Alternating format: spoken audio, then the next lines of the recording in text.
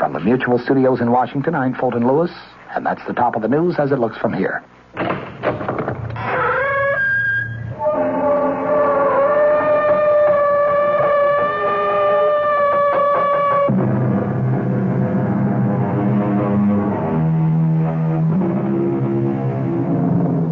Come in. Welcome. I am E.G. Marshall, and I have a ghost story to tell you, but a most unusual ghost story, since it violates all the established rules. You know the rules for a ghost story. It must be set on some desolate, windswept moor, or perhaps in a ruined, isolated mansion, or a lonely, deserted castle. However, this spine-tingling tale actually takes place in a modern, luxury, high-rise apartment building, and in broad daylight. I don't want to die, George, please. I don't want to die. Margaret, darling, listen to me. No. Margaret, it would be better. Better for who? For you, dear, for you. I have very little left, George. Please, just let me live a little longer. Margaret, life means nothing to you now. I know, but just let me live a little bit longer. I can't, Margaret. I can't.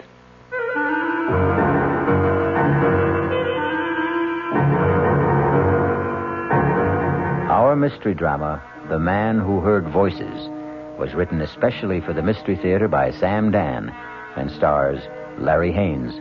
It is sponsored in part by the Kellogg Company, makers of Kellogg's Special K cereal.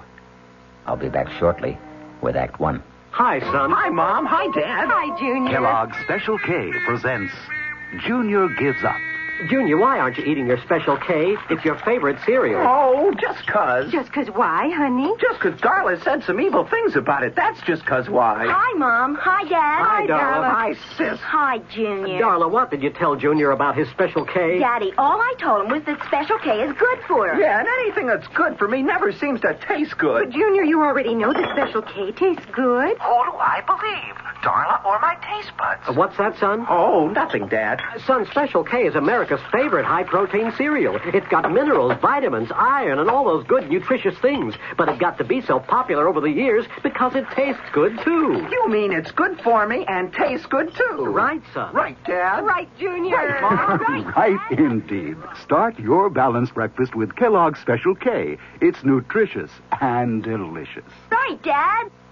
This is WOR New York, your station for the Mystery Theater.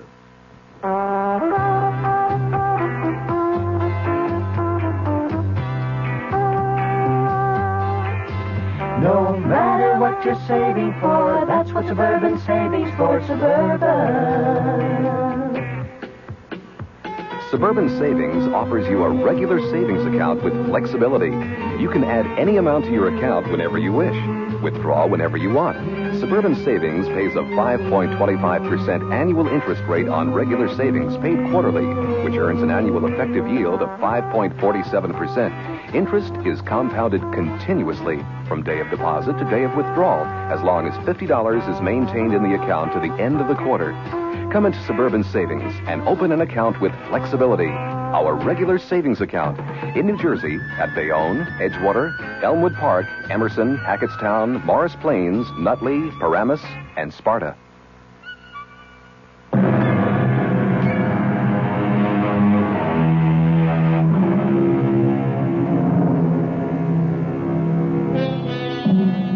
At 42, George Wesley Sanderson is handsome, intelligent, and wealthy. He is married to a most beautiful woman. He is a partner in a prestigious law firm. He has a host of friends because he is gracious, considerate, sensitive, and obliging. And so, you look at him sipping his morning coffee in his luxurious apartment in New York City, and you say to yourself, here indeed is one of fortune's favorites. How wonderful life must be for George Wesley Sanderson. But we have invaded his privacy. We have caught him alone and off guard. And so we see a look of terror in his eyes. And no wonder, because George Wesley Sanderson hears a voice. A woman's voice. It's time for my pills, George. The voice is clear and distinct. May I have my pills, George? But George is alone in the room. My pills. George? Not only is George Wesley Sanderson alone in the room, but the voice belongs to a woman 10 years dead. Margaret. Margaret. George, you must give me my pills. Oh, no. George. George. I understand. I forgive you. George. I forgive you.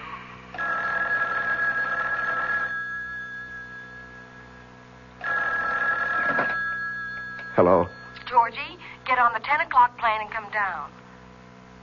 Georgie? George, are you there? Yes, I'm here, Sally. We all decided that you should be down here. Well, Well, you what? Are you all right, George? Yes, I'm fine. Good.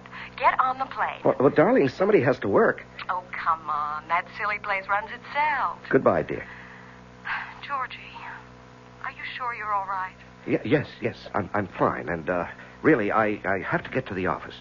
I notice you'd rather get to the office than fly to me. Darling, it's not what I'd rather do. It's what I have to do. My next husband will be a man with absolutely no ethics at all. Goodbye.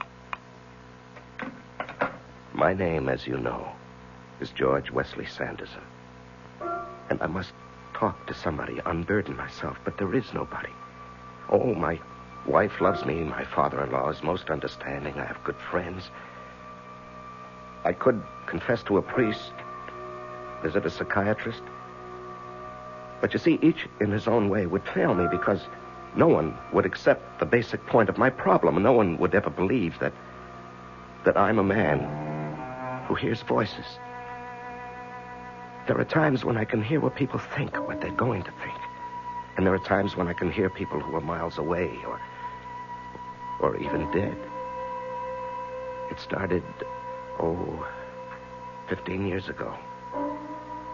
I was married to my first wife then. Her name was Margaret. She was 23 years old, vivacious, active, loved sports. She could even beat me in tennis, but she did it with such charm, I didn't mind it a bit. That's out. Oh, that looked into me. Okay. If you want the point, you can have the point. You should have a handicap anyhow. Okay. Just look out for this ace. An ace. How'd you like that, huh? I say, how'd you like that? Margaret? Margaret, is something wrong? No. I'm fine. Well, you had a funny look on your face. Did I? It's just... Just what? Nothing. I just had a funny little twinge in my back. But it's gone now. Your serve. Then and there, I heard a voice. It was the voice of our doctor. You both should know the truth. We don't know what's wrong with Margaret. She won't be able to walk. She'll have to stay in bed. For a while, anyway. These pills will keep her alive.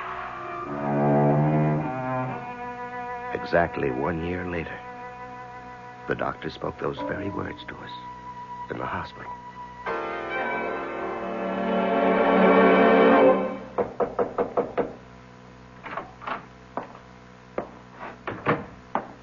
You, sent for me, Mr. Cartwright? Yes, George, sit down. Thank you, sir. George, I read your brief on the Hollingsworth case. Brilliant. Is that what you'd like to specialize in? Criminal law? Yes, sir. Good. This firm could use a crackerjack trial lawyer. Let's have dinner one night this week and start making some plans for you. Well, sir, I really can't go out much at night. No? No, you see, my wife is bedridden. Oh, well, I'm sorry to hear that. We don't even know what it is. One of those mysterious ailments. Anyhow, she has to have constant attention. I have a woman who stays with her during the day, but at night I can't leave her alone. Well, that's too bad. We'll arrange for lunch, perhaps. Then I heard his voice. His silent voice, but to me, it was crystal clear. Too bad. We may have to forget about George. It's a tragedy. But if he wants to be an 8-hour-a-day man, he'll remain in an 8-hour-a-day job.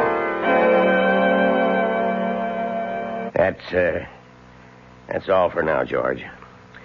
I just wanted to let you know how pleased I am with your work. And the other partners are, too. Well, thank you, sir. Hi, Dad. Your secretary said you were busy, but I'll only be a minute. Well, hello. Who is this? This is one of our new young attorneys, George Wesley Sanderson, and my daughter, Sally. How do you do? George Wesley Sanderson. Even sounds like a great lawyer. Now, dear, save that ravishing smile for where it'll do you some good. George Sanderson is a married man. And once again, I heard a voice. Sally's voice. I don't care if he is married. I want him. I never believed it, but now I know it's absolutely true. There is such a thing as love at first sight. I love him.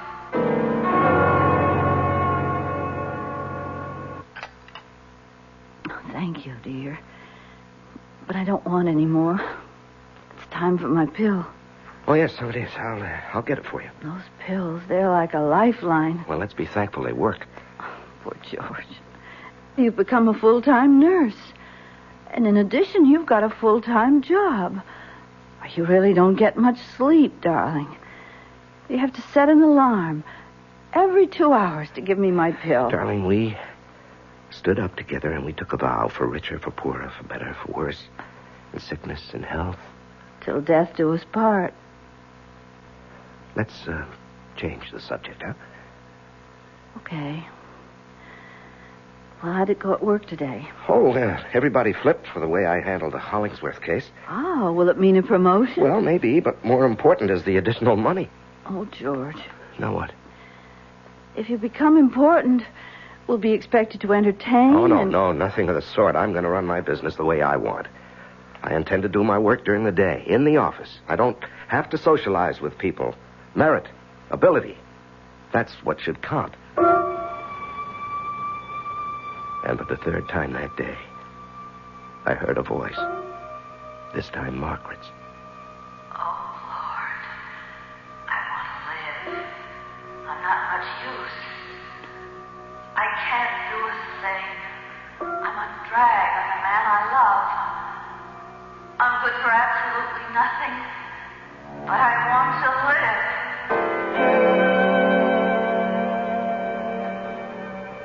And we have a clear precedent here. When Theodore Roosevelt was police commissioner of the city of New York, a question of injury incurred while making a citizen's arrest... Do you always talk to yourself? Oh, I happen to be dictating into this recorder. How did you get in here? Being the boss's daughter ought to give a girl certain privileges. I came by hoping you might have pity on me. Pity? I'm famished. You might take me to lunch. Well, Well, what? It wouldn't hurt you with the chief. Might even pave the way to a promotion. Well, on the other hand, it might backfire. How? Well, how does your father regard married male employees who take his daughter to lunch? I don't know. It's never happened before. As you legal types might say, there are no precedents. Come on. Take a chance. Live dangerously. I'll give my hat.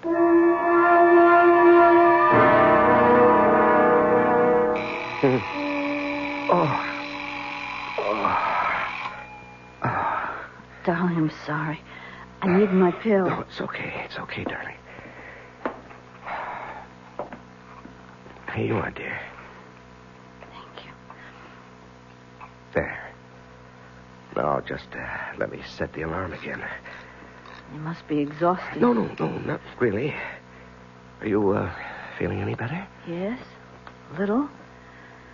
I was so tired when you came home, though, we couldn't even talk. And I looked forward to our talk so much. Anything interesting happen today? No, just a lot of routine. What did you have for lunch? Lunch. Let's see. I just had a sandwich at the desk. Oh, George. You should go out. No, dear. No, I shouldn't.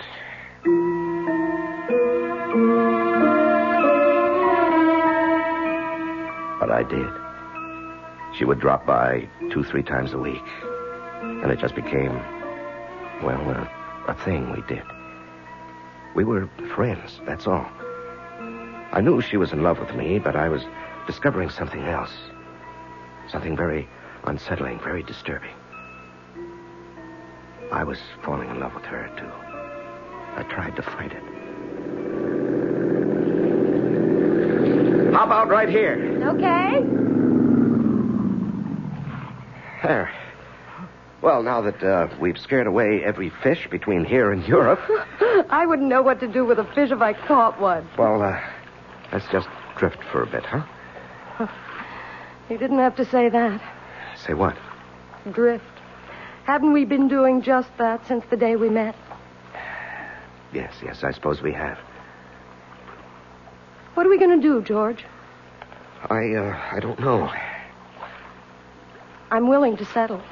Settle? For half a loaf. Oh, no, that wouldn't work.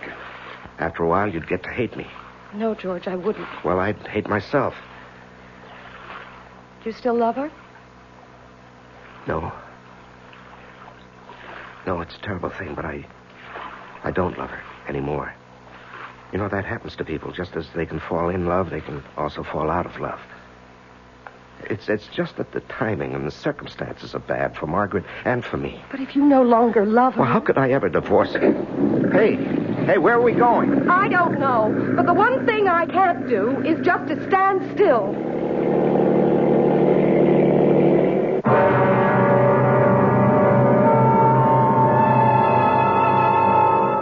Nothing and no one in this world ever really stands still. Wheels are always turning. Gears are shifting. Minds are changing. Perhaps slowly, imperceptibly, subtly. Even a marriage vow contains the seeds of its own dissolution. For it says, "Until death do us part." We'll be back shortly with Act 2. Thank you. More than 75,000 letters, and they're still coming in. I am High Brown, producer of Radio Mystery Theater. You've said such beautiful things, like bravo, bravo, bravo, a breath of fresh air, and superb production. I love you. But there's one problem. So many of you ask questions, it's going to take weeks sorting through all that mail to give you an answer. So if you need a quick reply to a specific question, please write again, and we'll try to answer promptly. Write Mystery Theater, Box 5152, Radio City Station, New York, 10019. That's Mystery Theater, Box 5152, Radio City Station, New York, 10019. And please, do keep listening. We hope Radio Mystery Theater is here to stay. WOR New York, your Mystery Theater station.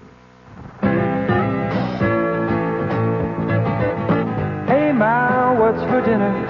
Hey, Ma, what you got? Hey, Ma, will it be much longer? My hunger's getting stronger and I can't wait. She loves her family. She wants the best. She does all that she can do. She lets ShopRite do the rest. Hey, Ma, what's for dinner? Hey, Ma, what you got? Here's a dinner suggestion from your ShopRite supermarket. Grade A Rock Cornish hens, just 59 cents a pound. U.S. #1 Idaho baking potatoes, 5 pounds for 79 cents. And for dessert, Flavor King ice cream, half gallon, 69 cents. She wants the best. She does all that she can do. She lets ShopRite do the rest. Hey, Ma, what's for dinner? ShopRite has the answer.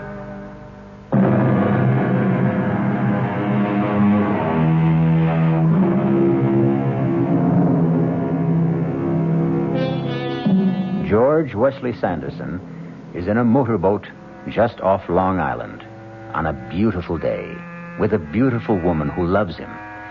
And to make it perfect, he also loves her. However, there's a complication. George Wesley Sanderson is married, and he takes his vow seriously. We'll do something, Sally. You'll have to do something, George. People don't stand still. Yes, I know. You can't freeze a relationship. It grows better every day or it becomes worse. You fall in love because another person has something you need, and sometimes it's the terrible truth. When that person loses what attracted you in the first place, love also goes with it. I know. So many people can't face up to it. They're unable to end a thing that really no longer exists. I love you, Sally. I love you, George, but I'm human. If I can't have you, sooner or later I'll face it, and then I'll make other arrangements for my life. Sally, wait for me. Oh, I'll wait, George.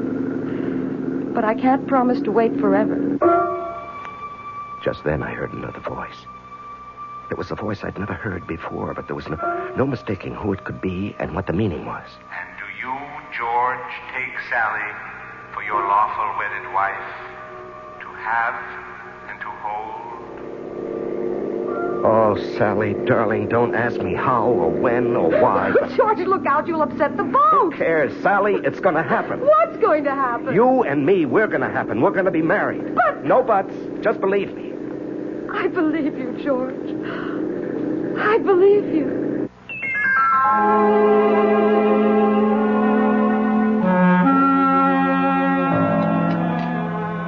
That was good. I was so hungry. Oh, Margaret, that's a good sign.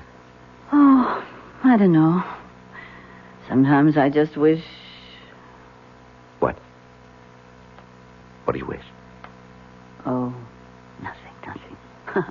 I don't want to talk about it. Well, now, you must have had an interesting morning. Oh, just so-so. Well, what was it? What did you have to do at the office? You never did tell me. No, I didn't. Well, we had to take a deposition. Oh? And we just spent the morning listening to witnesses. And, Margaret? What? Oh, dear, what is it, George? Don't close your eyes yet. It's time for your pill. Here, take it down with some juice. Oh. You know, that's all we'd have to do, just forget one pill. Oh, George, darling, maybe we'd both be better off.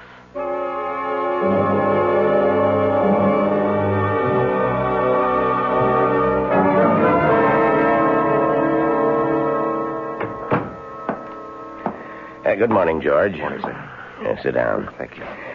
Now, George, I want you to go to Washington. I know you have personal problems. Yes, sir. I want you to argue the Stillwell case before the Court of Appeals. Well, sir, you can win this case for us. You're a natural. Lawyers like you come along once in a generation. Yes, but Mr. Cartwright... The trial date is in 6 weeks. Now, I'm sure you can find a way to resolve your problem. You can buy nursing care while you're gone. Sir, it's more than that. I'm sure it is. Now, I don't want to intrude in your personal affairs. Although I understand I'm indirectly affected. My daughter, evidently, is quite taken with you. Well, that's between the two of you. I assure you. Of what? The two of you are in love. It's a very difficult situation. But it's your situation. For my part, I need you for the Stillwell trial in Washington. Now, don't give me your answer right now.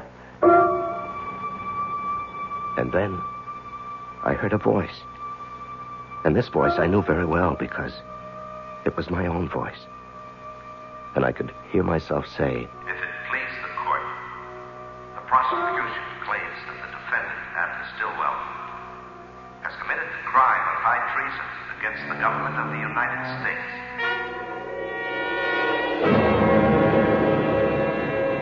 George? George! Oh, what? Well, that's what I want to ask you. What happened? You turned pale. Is everything all right? Oh, yes, sir. Yes, sir, everything's fine. Just fine. I believe that I will be able to plead the Stillwell case after all.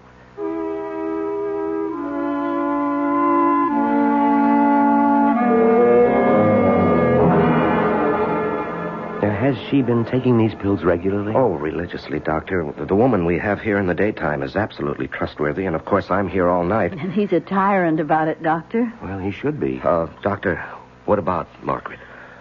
Well, for the first time since this thing struck, I have good news.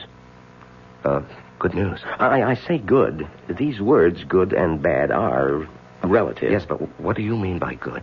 Well, for the first time, I can detect no further signs of deterioration. I see. Unless some other complication occurs. Margaret can live on indefinitely, provided she takes her pills on a regular basis. Oh, we'll see to that, Doctor. We'll see to that. Well, keep in touch if anything unusual happens, and I'll be here again next week. Yes, I'll see you to the door, Doctor. Goodbye, Margaret. Goodbye, Doctor. Oh, a lovely day, isn't it, George? Yes. Oh, about those pills, George. Make sure you never run out. And she must have one every 2 hours. That's what his speaking voice was saying to me. The little amenities, the weather, don't forget her pills, and so on. But there was another voice. His inner voice. And I could hear it so clearly, so plainly. Poor kids. I'm glad I don't have to decide. She's in such terrible pain. Constantly. Well, that's between the two of them. Or maybe it's up to him. I only know I wouldn't want to be in his shoes for all the money in the world. Goodbye, George. Goodbye, Doctor, and thank you for everything. George? George? Yes, dear. I'd like a pillow. Yes, dear, I'm coming. Here we are. Now, does that feel more comfortable? Mm-hmm. I think so. Margaret, look at me. I'm looking at you, darling.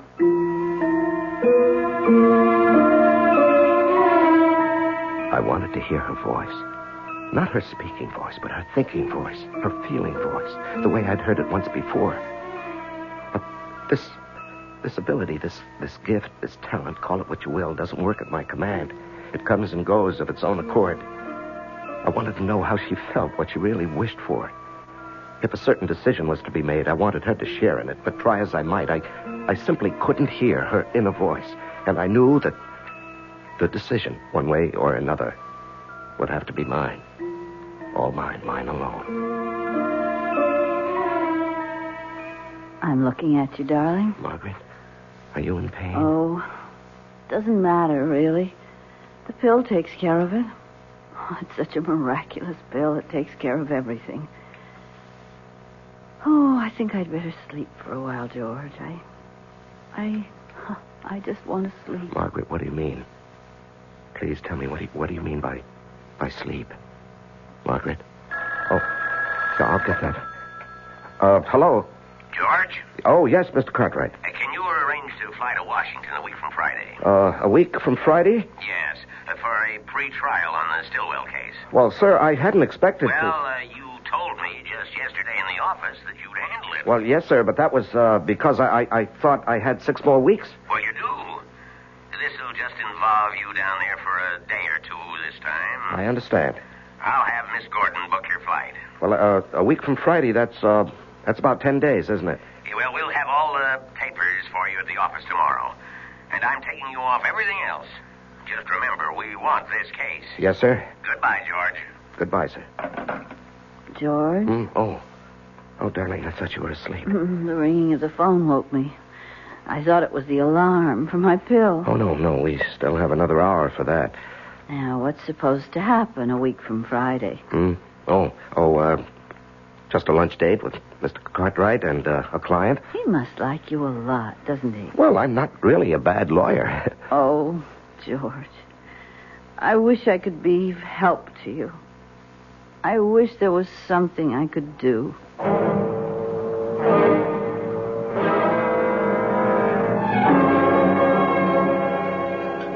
Here I am, George. Oh, hi. I'm sorry I'm late. Dad tells me how busy you are. I ordered you your extra dry gimlet. Thanks, I could use it. Dad also tells me you're going to Washington. Yes. That is, I think so. You think so? I understand the plans are all set. Well, the fact is, I know I'll be going, but, But what? Oh, nothing. Once the trial begins, there's no telling how long it may run. These government things can go on for months. Yes, I know. How about... How about Margaret? Yes, Margaret. Let's not talk about Margaret. But, George... Please.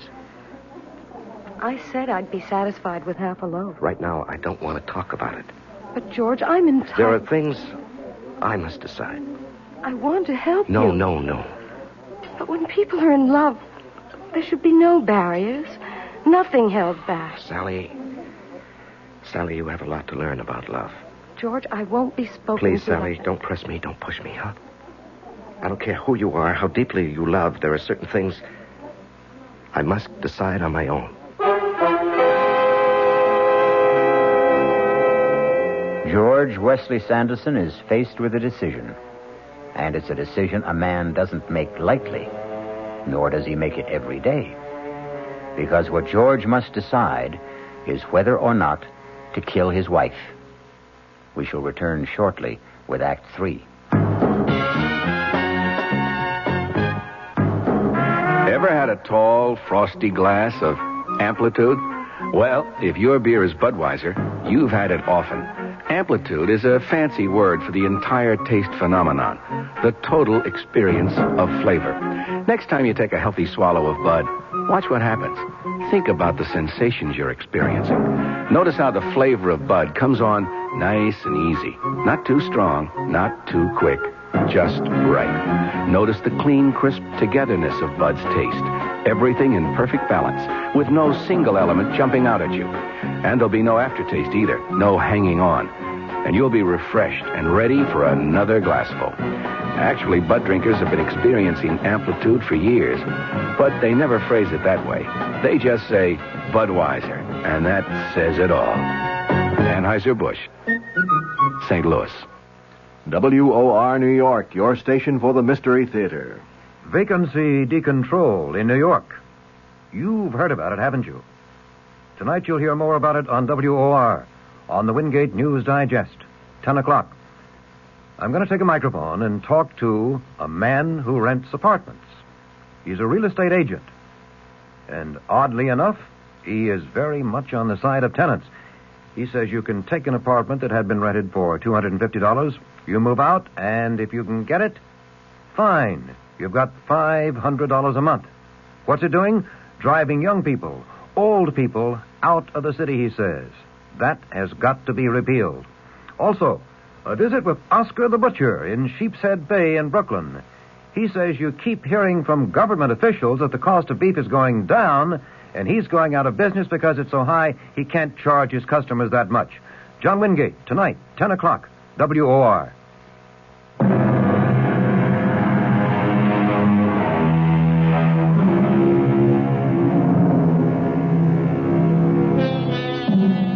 It is 1 minute before 2 in the morning in the apartment of George Wesley Sanderson. An alarm clock is set to go off exactly on the hour. It must awaken George so that he can give his wife, Margaret, a pill. A pill she takes every 2 hours. Without her regular pill, Margaret will die. George? George, wake up. George? Wait a minute. Wait a minute. Oh, I was afraid for a minute that the clock wouldn't wake you. Yes, I'm sorry. I was sleeping pretty soundly. Poor George, you never get any No, rest. it's all right. It's all right. Here, Dolly, take your pill. Oh. Thank you, darling. Thank you. And now go back to sleep. Well, I better reset the alarm. You're so good to me, George. There it is. I've set it for 4. Good night, darling. Good night.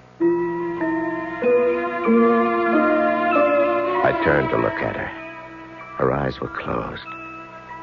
She was only 28, but her face was lined. Her skin was drawn and flushed, and she looked old.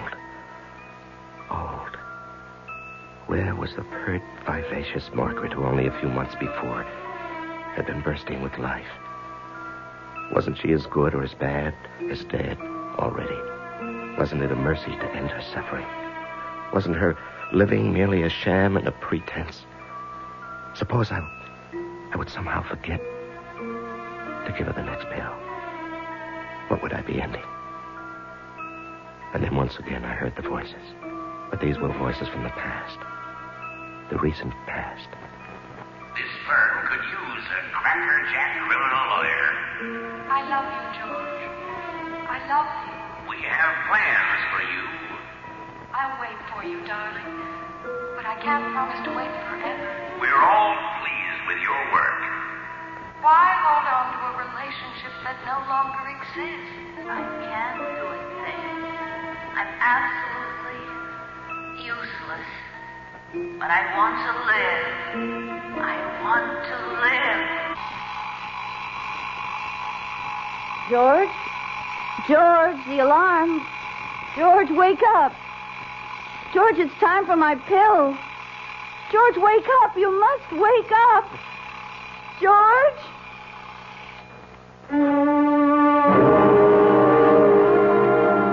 I heard the alarm, Margaret. I heard it. George, you must wake up. Believe me, Margaret, I'm doing it for you. George.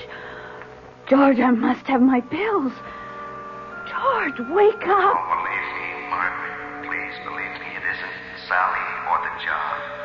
I admit they both tempt me, but I don't want to see you suffer anymore. Aren't you going to give me my pills? George, let me live. Just a little longer, please. I'm so tired, Margaret. So tired. George, please. So mixed up. George, don't pretend to be asleep. I'm doing it for you, Margaret. Maybe for me, too, but mostly for you. Oh, George. Darling. I forgive you. I forgive you.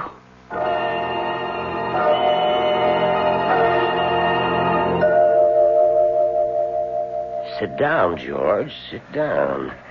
Now, you didn't have to come into the office today. Yes, I know, sir, but she's been dead a week, and, well, things go on.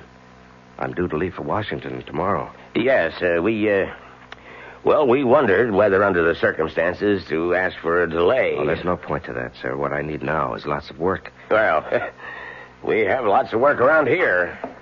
George, I've been trying to reach you to tell you how sorry... Sally, it's all right. Now, there is a possibility that you people have something to discuss. Excuse me for a moment. Well, Sally, here we are. Yes. How did it happen, George? Oh, it's something that could have happened at any time. She just fell asleep and she didn't wake up. And now what, George? And now we can be married. That is, if you'll still have me. Oh, darling. I have to go to Washington. I'll go with you. And you know, of course, what Dad's been talking about. Well, actually, I don't. Well, we're fairly direct people, all of us. Dad was saying that since you and I would be married, there'd be a partnership in the firm as well. Mm-hmm. Well, as long as we're fairly direct people, I may as well tell you that I deserve it. Darling, do you know that this is the first time I've ever seen you smile? Oh, I smile all the time. You listen to me, George Wesley Sanderson. You're going to live. You're going to travel. You're going to mingle with all the people worth knowing in government, politics, the theater, art. Wait. Now, when do I work? Oh, you can work as hard as you like. As long as you remember you have to play hard, too. When do we start? Right now. That was, 15 years ago? I was 30, she was 25. And the years haven't changed either of us. Well, not very much, anyhow. Life has been full of excitement, zest, and, of course, satisfaction. Because I've won some very well-publicized cases in this talk of a judgeship, but that's all for the future. The important thing is that for almost 15 years since she died, I haven't heard voices. You know, those voices. Until last week. And it happened when I was alone in the morning at breakfast. May I have my pills, George? My pills.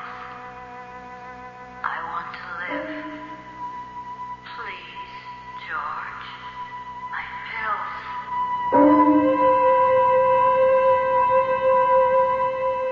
And I've kept hearing them.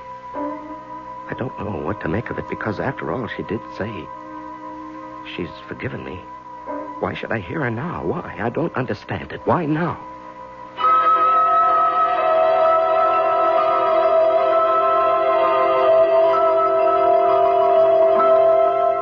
In the case of delay versus international power, the precedent is clearly stated.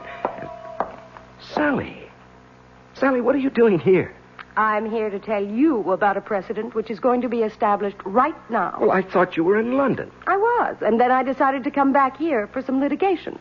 Litigation? With whom? With you. Oh? What kind of litigation? I want to review the basis for our marriage. It is rooted in the factors of common interests. We're both alive. We like to do things, go places. Do you agree? Sure. So why aren't we going and doing? Well, we... Well, we what? Do you realize that for the past year you've been working day and night? Well, darling, it so happens we have some crucial cases. Do you want our relationship to change permanently? Do you want us to drift apart? Do you know you're a nut? Darling, a long time ago we talked about this. Nothing, no one ever stands still.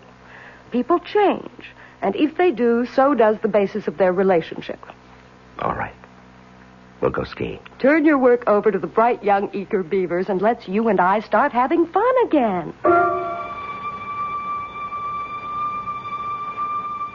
And we did. We traveled, we played, we danced, we enjoyed ourselves. And I even managed to get some good work done, too. We were never so happy.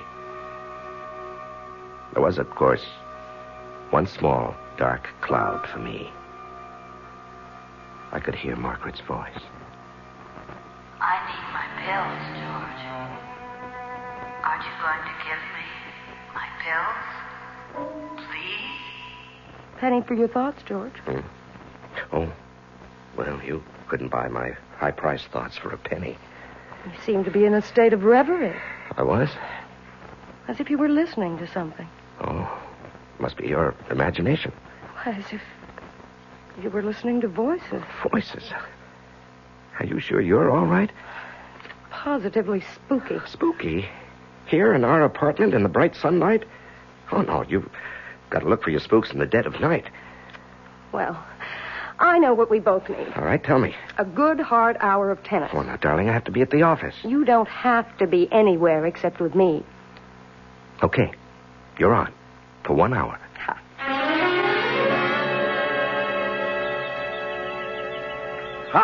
That's out. This set has one more game. Your luck won't hold forever. Oh, no, I don't need luck. I happen to be good. Oh, that was definitely out. I think I'm going to break your service.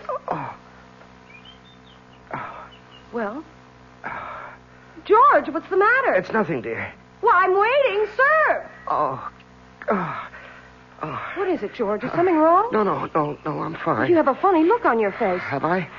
Are you sure you're all right, dear? Yes, I'm sure. It's just... Just what? Oh, it's nothing. I just had this little twinge in my back. But it's gone now. But it wasn't gone. It wasn't much, but it didn't go away. And so that afternoon, instead of going to the office, I went to the doctor. I can't see anything. Could be a muscle strain. Try a little heat at home. If it persists, we'll give you some physiotherapy. Doctor, it's nothing serious, would you say? Well, right now it doesn't look serious. I looked very hard at the doctor. I tried to listen for another voice. His inner voice. Perhaps a voice he didn't even know he had. The voice I'd heard 15 years before with Margaret, when he predicted. But no, there was nothing. I sighed with relief.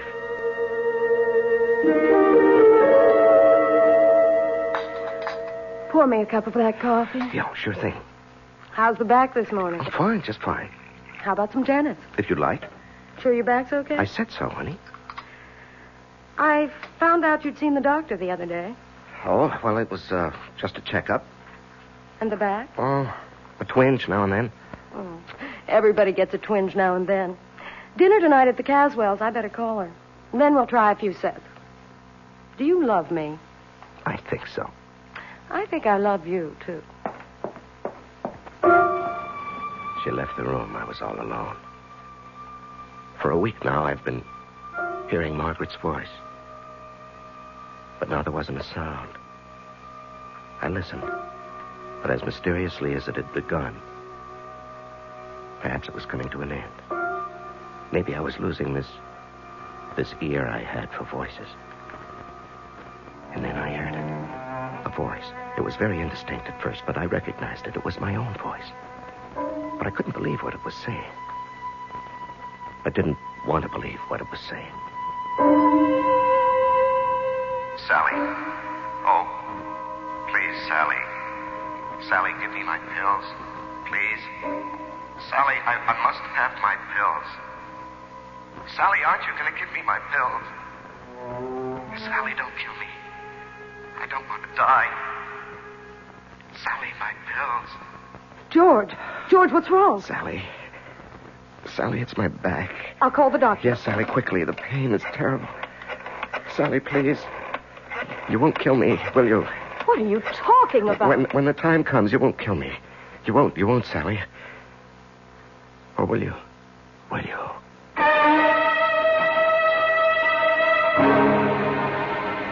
Who knows? George and Margaret, that's one story. George and Sally, that's another. Yes, we often think, many of us, how wonderful if we could only hear voices from the future. Voices that could predict our fate. But maybe it's not such a good idea after all. Maybe it's better never to know. I'll be back in a moment. And now, with another story of mystery and intrigue, here is Commander Neville Putney to keep you in anxiety. What's this story about, Commander? Well, it concerns a middle-aged business executive named Fremont Witherton, who, after spending his entire career with the same firm, returned home one evening with his dreams suddenly shattered. Is that you, Fremont? It's me, Erica. Fremont, you look so peaked. Erica, I've been fired. That new plant manager, he's been trying to cut me out, and today he succeeded. Well, you don't need to give me that hangdog look. Just go out and get another job. I'm through, Erica. I'm 58 years old. Nobody will hire me for half the salary I've been making. My only hope is to kill the plant manager. Fremont, I hate rough stuff, but if you've decided, your Roscoe's upstairs in the trunk. You load it, and I'll warm up the getaway car. Hey, young man, how about that for a story? Well, that was a dilly, Commander, but you just can't leave us this way. How did it all come out? Time's up for now, but tune in, Bob and Ray, on WOR 3:15 to 7, and maybe you'll find out. This is WOR New York, your station for the Mystery Theater. This is Mary Helen McPhillips. I hope you'll join me tomorrow morning at 10:15 on the Martha Dean program. My guest will be John Alexander McMahon. He's president of the American Hospital Association, and we'll be talking about the cost, quality, and quantity of health care, a concern to all of us. That's tomorrow morning at 10:15.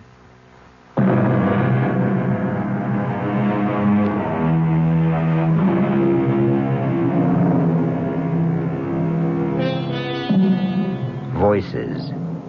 What are the voices we think we hear in the night? Are they merely dreams, fantasies, or our own wishes? Or are they real? And why shouldn't they be real? After all, reality is what we think it is, and ever so often, what we want it to be. One reality that you can count on is the absolute fact that we will be back here again with other voices to tell you another tale that will excite and amaze and perhaps cause just a tiny, delicious tingle of terror. Our cast included Larry Haynes, Augusta Dabney, Leon Janney, and Suzanne Grossman. The entire production was under the direction of Hyman Brown. And now, a preview of our next tale. I want a baby. Get on with whatever you have to do. First of all, this talisman. You must wear it around your waist. This package contains herbs. A special combination to relax you. That's the secret.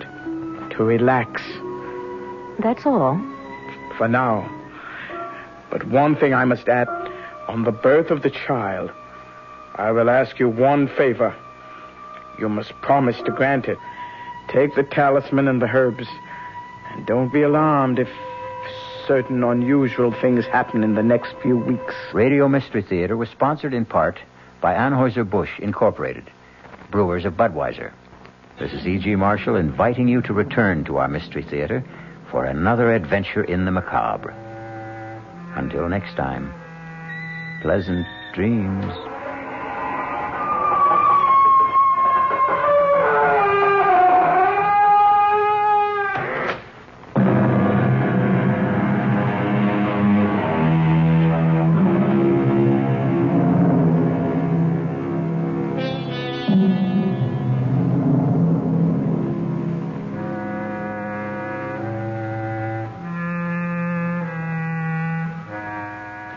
The WOR Mystery Theater was brought to you by ShopRite Supermarkets, where you get a lot more for a little less, and by Suburban Savings with offices throughout North Jersey. The preceding Mystery Theater program was furnished by the CBS Radio Network. Now let's listen to a few moments from tomorrow night's suspenseful drama on the WOR Radio Mystery Theater. But one thing I must add about our arrangement. Yes? On the birth of the child, I will demand one favor. You must promise to grant it. A favor? What? I shall ask it when the child is born. But I can't promise that when I don't know what it is. It's a very small favor, but it is part of the bargain. And believe me, Mrs. Richards, if you do decide to bargain with me, I warn you to be ready to keep your